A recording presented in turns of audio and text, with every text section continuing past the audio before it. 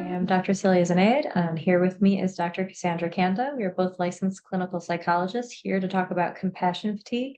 This is our third video in this series, and we're going to be talking about social support as a means of dealing with compassion fatigue for this one. So, getting us started, what role does peer support and community play in reducing symptoms of compassion fatigue? It's massive. It plays a really big role. It's it's that common ground, right? I think clinicians, or mental health providers, healthcare providers, the burden we carry is very unique. Now, generally speaking, a lot of us are really good at compartmentalizing, right? When we're at home or when we're at work, we're pretty good at like in our minds, like separating that out. But sometimes you just need someone who understands the burden of life and the burden of the emotional, physical things that us as healthcare workers carry. And there's big limitations that oftentimes, and even what our own partners can offer us, and our own families and friends can offer us. But when I think of pure support, I really think of the support that we get from just other colleagues. So I think that is a really big way to get that need met overall. It's leaning into other providers.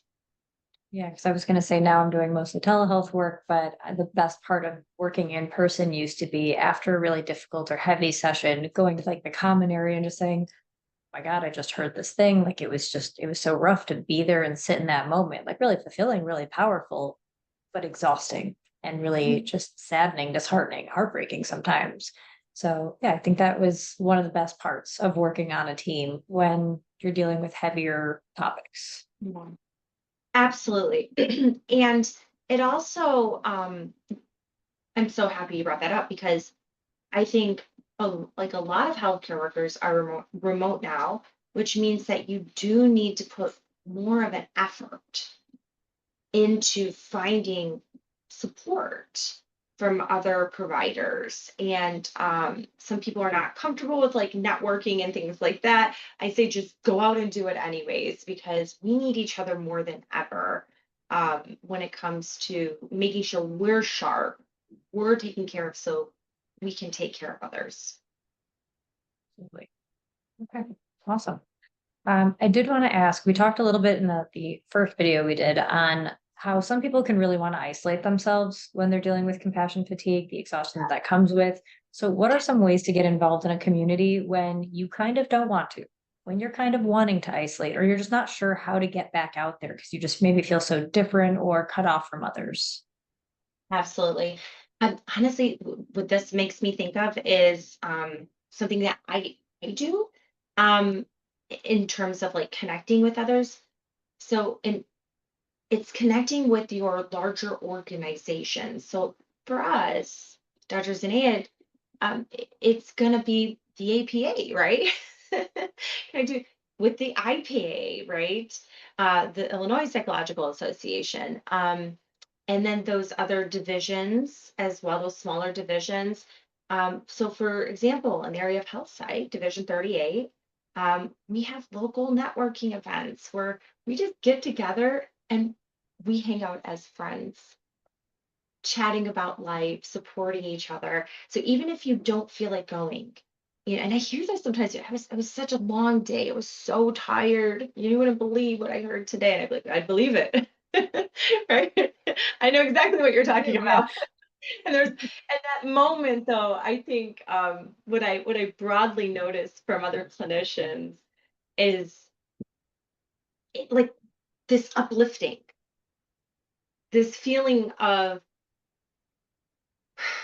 we're going to help these people figure this out, right? And we're going to be okay too, because we have our space, we have our place that we go to build ourselves up. So again, it's remembering the benefit. It's remembering how are you actually going to be disappointed if you go?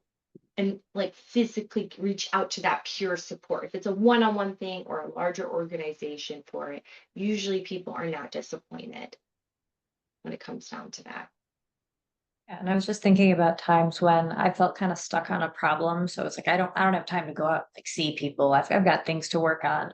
And then you make yourself go. And not only do you go and have a lovely time and feel better, but you actually get ideas to that kind of pulls you out of whatever, problem you're in and just really gives you that ideas. Because again, people coming together, there's always strength in that, the numbers, the connection, and the communication that comes with that. Yeah. So last major piece here was just what would a peer group or peer support group look like in either war-torn areas, natural disaster areas, what it looks like in those settings. You take what you can get. And it's sometimes support comes in the most interesting, I think, and unique ways from what I understand. It doesn't, sometimes the peer support may not even be someone that's in your same area of expertise, right? It might be you connecting with a nurse aide, right? Or a phlebotomist, right? At some point in those situations, again, from what I understand, is you find the person that you can look at and they get you, and you do the best you can to provide that support, because again, they're going to fill your well up a little bit, and you're going to fill theirs up, and then you're going to need all of that to give to the people around you that really need it. Absolutely. All right. So last minute thoughts or major things that you think people maybe should know that we didn't cover related to, social support as a means of helping with compassion fatigue. Be open to being creative. And again, the theme, go easy on yourself. Think about the life you want to have once that situation is done. Yeah. And actually, I'll just add real quick. I think that sometimes people think, especially if you're in such a dark or, traumatic area, you can't have fun or do something silly. But sometimes that's exactly what you need in that moment. A random dance party or just making silly faces with kids in the area, like anything, just to kind of get yourself out of your head and remember like there's life after this. There's better that comes with this. Yes, I Yeah, love that's that. huge. I think you're absolutely correct. Absolutely correct.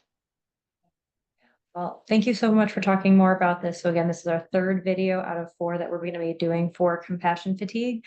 Any questions or comments, please let us know below. We're happy to answer anything more about that. But otherwise, thank you for joining us, and we hope this helped.